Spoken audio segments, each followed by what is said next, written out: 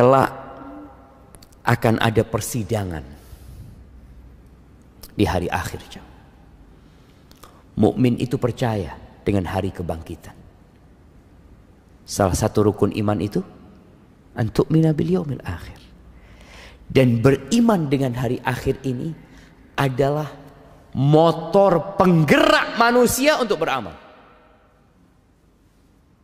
Seperti yang antum lakukan. Ini teman-teman yang bekerja yang jadi pegawai negeri. Ada yang jadi pegawai negeri? Nggak ada cuma. Ada yang jadi pegawai negeri. Ada yang jadi pegawai swasta. Kenapa sih? Dia mau meninggalkan rumahnya, meninggalkan keluarganya di pagi hari, pisah sama istrinya, padahal baru nikah. Sebulan dia tinggalin istrinya. Dia berangkat ke tempat kerjanya. Sebagian menjadi pelayar, harus naik ke kapalnya berbulan-bulan. Kenapa dia lakukan itu? Fulus. Ada gaji. Ada balasan yang dia tunggu.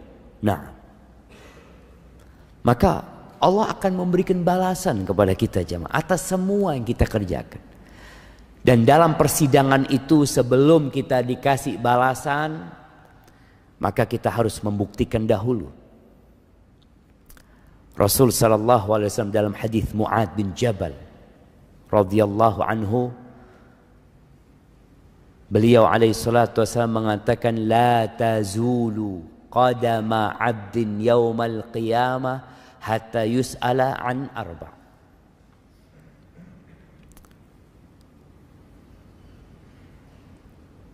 Telapak kaki anaknya Adam ini pada hari kiamat tidak akan bergeser sampai dia ditanya 4 pertanyaan.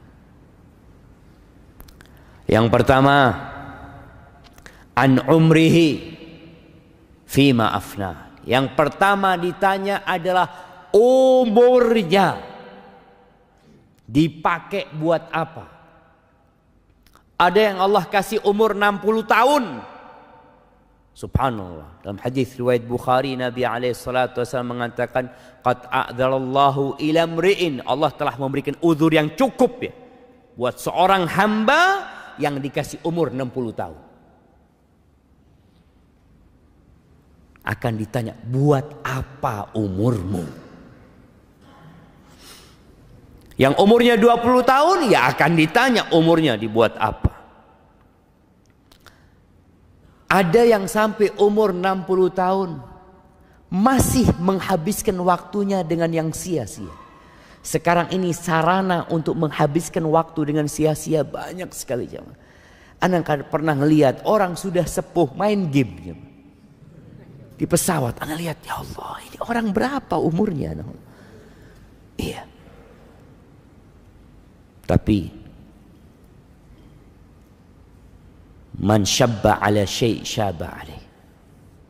Barang siapa yang memulai waktunya dengan sesuatu yang sia-sia, dikatutkan sampai tua sia-sia waktu. Yang kedua, wa an syababihi fima ablah. Ditanya umur secara umum sejak dia baligh tentunya. Lalu akan ada pertanyaan khusus tentang masa mudamu. Dipakai buat apa? Ketika engkau masih muda, engkau kemana? Kalau orang sudah sepuh, sudah tua, memakmurkan masjid, itu wajar. Wajar. Tadi Allah sudah kasih waktu yang panjang buat dia. Tapi anak muda hadir di majelis ilmu di waktu subuh ini spesial banget. Maka siapkan jawaban antum untuk masa muda. Yang tahu masa mudanya penuh dengan kemaksiatan. Yang sebagian mengatakan, ya Allah Ustaz, masa muda ana Ustaz itu di jahiliyah kadangkala. La sholat wala puasa. Apa dosa yang tidak dia kerjakan, segera bertobat. Karena engkau akan ditanya tentang masa muda. Yang sekarang sedang muda, jangan menunggu tua. Dia mengatakan, insya Allah nanti aku akan bertobat ketika sudah tua. Seperti Bapak Fulan. Bapak Fulan dulu orang jahat. Ustaz, alhamdulillah mati husnul khotimah. Mati sujud di masjid. Anak mudah-mudahan kayak Fulan.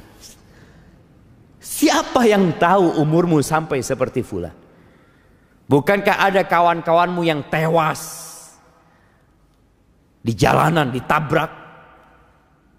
Kemarin kita melihat COVID-19 ketika meningkat, subhanallah, anak mati lebih dulu daripada orang tuanya.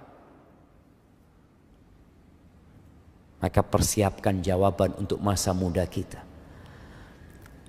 Orang yang sudah tua taat dengan anak muda yang taat, kelasnya beda. Derajatnya beda di surga Allah Azza wa Jalla. Bahkan Nabi SAW ketika menyebutkan 7 golongan yang akan mendapatkan naungan dari Allah Azza wa Jalla, salah satunya siapa? Wasyab nasya'a fi ibadatillah. Pemuda yang tumbuh besar dalam kondisi mengabdi kepada Allah Azza wa Jalla. Dia tidak menjadi budak syahwatnya. Pertanyaan yang ketiga, an malihi, tentang hartanya. Tadi dengan modal umur, dengan modal waktu engkau cari uang. Akan ditanya 2 pertanyaan tentang harta. Min aina iktasabtahu, dapat dari mana engkau uang ini? Dari mana? Anak ditanya, dapat dari mana engkau uang 50 miliar warisan? Ya. Cukup? Oh, tunggu dulu. Ada pertanyaan selanjutnya. Wa fima anfaqtahu. Terus dipakai buat apa? Allah kasih rizki sama engkau miliaran tanpa kerja, tanpa capek. Dipakai buat apa? Ahibati fillah. Ali bin Abi Thalib pernah mengatakan, dunia ini halalnya dihisap. Artinya kalau kita dapat halal, kita akan tetap dihisap. Makanya kenapa orang kaya itu masuk surganya telat? Kenapa jamaah? Hisapnya lama. Antum mau jadi kaya jadi miskin. Nah, kalau tahu hisapnya orang kaya ini lama. Hibati fillah. Iya, hisapnya lama orang kaya itu. Makanya orang miskin itu masuk surga setengah hari sebelum orang kaya. Tapi setengah harinya itu 500 tahun. Ya. Allahu Akbar. Tapi boleh jadi orang kaya masuknya terlambat, tapi tempatnya VIP. Nah, tergantung amalannya, sama. Tergantung amalannya. Tapi akan ada pertanyaan itu. Makanya semakin banyak hartanya akan ditanya. Apalagi orang kaya jamaah. Anda lihat tuh subhanallah namanya. Dia menghitung keuntungan itu 50 rupiah. 100 rupiah. Karena dia punya pabrik besar. Antum lihat kadang-kala orang yang jualan snack 1000 ya. Ada yang 500. Untungnya berapa dia? Dia menghitung seperti itu. Dan Allah akan lebih detail dari itu perhitungan. Akan ditanya.